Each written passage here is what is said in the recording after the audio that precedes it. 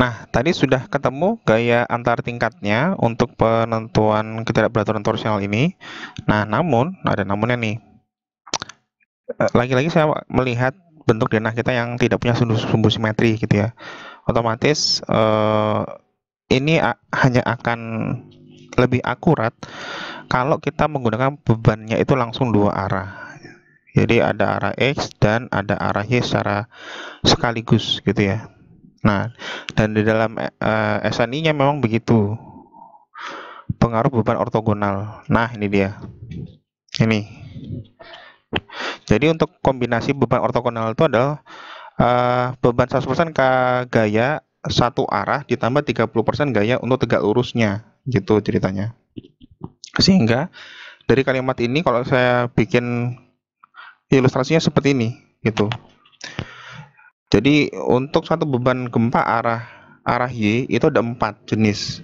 Ini misalkan ya, yang ini kan EY berarti ini kan E ke arah Y gitu. Sedangkan yang bawahnya adalah beban gempa EX seperti ini gitu. Jadi EY sendiri pertama yang EY1 itu adalah kondisi positif-positif. Jadi Y-nya positif, X positif. Kedua, Y-nya positif, X negatif. Ketiga, Y negatif, X-nya negatif. Keempat, X-nya yang positif, Y-nya negatif. Begitu juga yang ke arah sumbu X gitu. Jadi definisi beban gempa arah Y itu sebenarnya 4 ini. Dan definisi beban gempa arah X itu yang 4 ini gitu. Nah, bagaimana caranya? Caranya adalah kita mainnya di load case, bukan di load pattern, bukan di load combination, tapi di load case. Ini saya sudah siapkan ceritanya. Ada EX positif. EX positif itu apa sih Pak? EX positif yang ini. EX positif itu yang ini. Ini saya kasih. Ini karena ini penamaan dari diri saya sendiri. Jadi nggak ada referensi, saya ngasih nama sendiri aja. Jadi IX positif itu adalah beban gempa arah sumbu X yang utama dengan kondisi semuanya positif, baik yang X maupun yang Y, gitu ya. Caranya ya kita lihat di sini. Nah, 1,0 arah sumbu X dan 0,3 arah sumbu Y, gitu ya. Itulah kenapa kita pakai load case bukan di load combination. Karena kalau di load case ini makna kalimat diterapkan secara serempak itu adalah di load case gitu ya.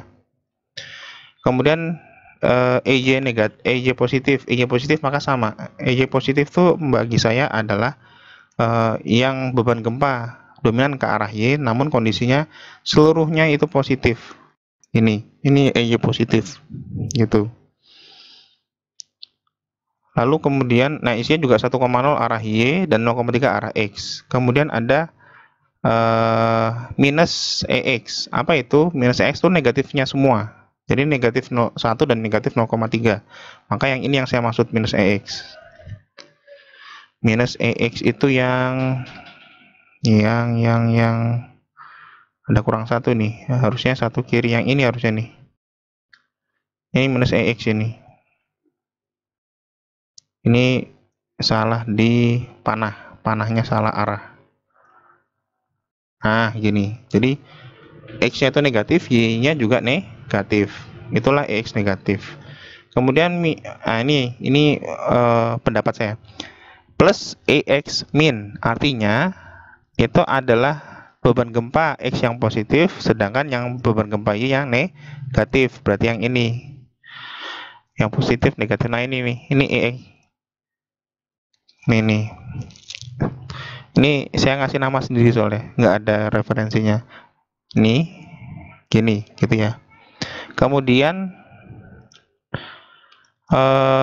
minus EX plus, maka ini kebalikan. 100% nya negatif tapi Y-nya yang positif. Gitu. Itu yang mana? Itu yang ini. Minus EX plus, yang ini berarti. Minus EX tapi dia positif. Jadi saya tuh karena EX itu karena 100% karena sumbu X gitu loh. Yang Y-nya nggak saya sebut karena kalau saya sebut nanti malah bingung sendiri. Gitu ya. Terus kemudian EY negatif. EY negatif artinya pasti yang sumbu Y-nya negatif. Nah, bener kan? sumbu Y negatif dan sumbu X-nya negatif semua gitu. Berarti ini salah dong ini. Oh bener gitu. Kemudian plus Y negatif, berarti yang Y-nya positif, yang X-nya negatif gitu. Kemudian terakhir minus Y positif, berarti Y-nya negatif, X-nya yang positif, karena 100%-nya yang ke arah sumbu Y. Nah bener kan gitu. Nah gitu ya, jadi cara makna pun diterapkan secara ortogonal itu adalah mainnya di load case, bukan di load combination gitu. Kemudian sudah kita carikan load case-nya, kita masukkan sekarang bebannya. Ada di load pattern, ini yang beban EX kita modify. Ini ya, kita ambil yang data tadi. Ini datanya tadi, seperti ini, di copy.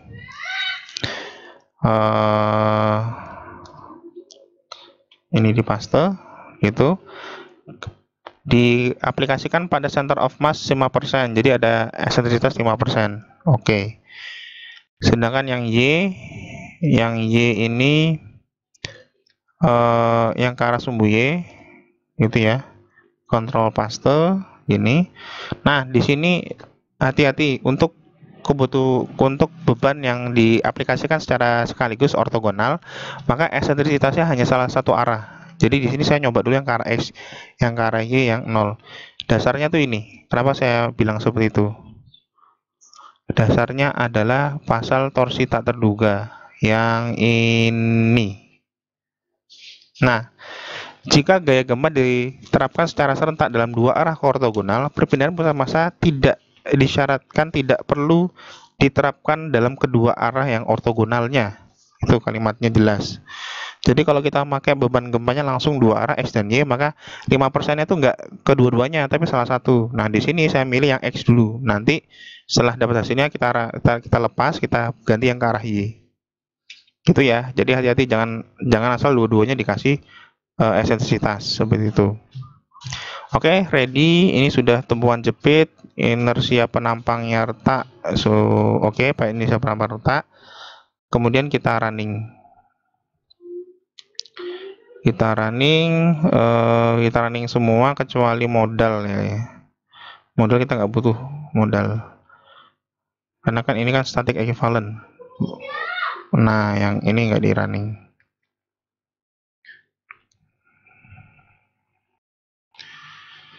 Nah, sambil nunggu, saya jelaskan lagi, refresh. Hati-hati masalah penentuan titik mana yang akan kita ambil untuk acuan. Kalau beban gempa yang arah X, maka cari portal yang paling panjang ke arah Y, gitu ya. Ini sudah. Nah, karena kita sedang meninjau beban gempa tadi 100%-nya ke arah X, yang eksentrisitasnya ke arah X, kita lihat portal ini yang paling panjang ke arah Y yang mana.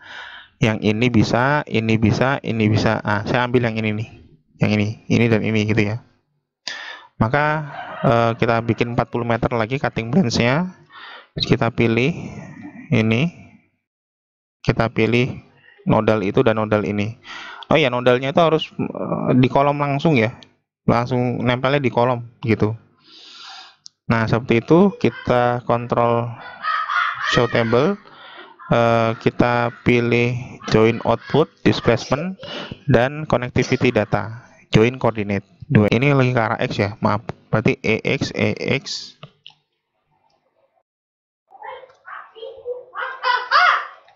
Nah, jadi hanya X saja yang kita pilih gitu. Oke, coba kita ekspor ke Excel seperti itu.